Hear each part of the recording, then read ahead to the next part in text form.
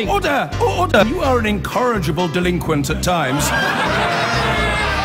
Behave yourself, man!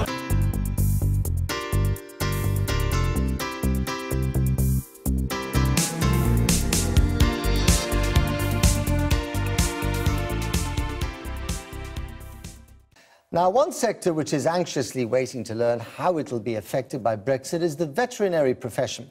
Vets trained in the other EU states make up a significant proportion of those working in the UK, especially in roles related to public health.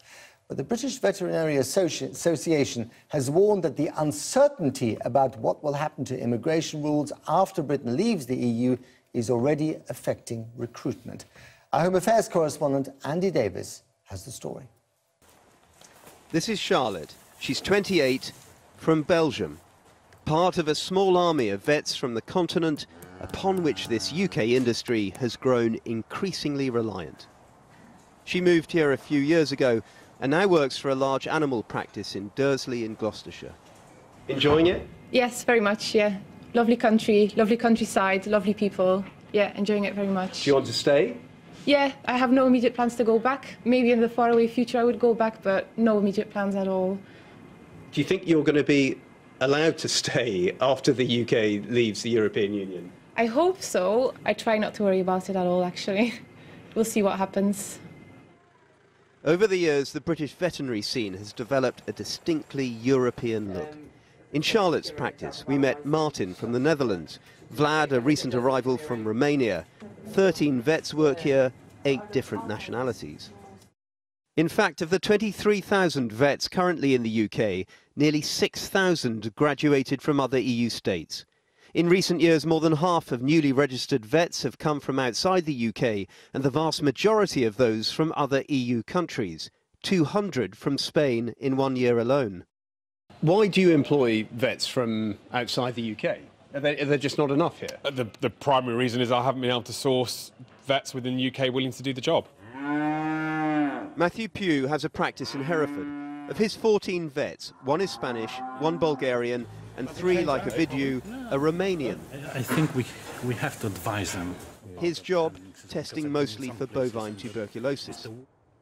The government won't yet guarantee residency rights of EU citizens currently in the UK post-Brexit, until similar assurances for Britons in other EU countries are given. But this ongoing uncertainty is proving deeply unsettling at this practice for both employer and employee.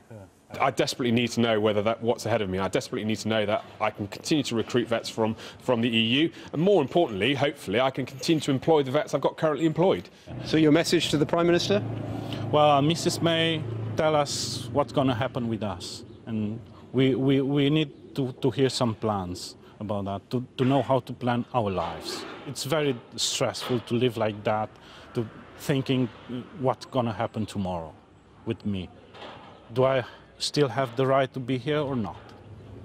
That's not a life, and it's not fair, because we are doing a very good jobs and very difficult jobs, actually, in this country. When Ovidiu first came to the UK, he worked as a vet in an abattoir, checking that the animals were fit for slaughter and the meat thereafter was fit for consumption. There are vets across the UK working in critical public health roles like this.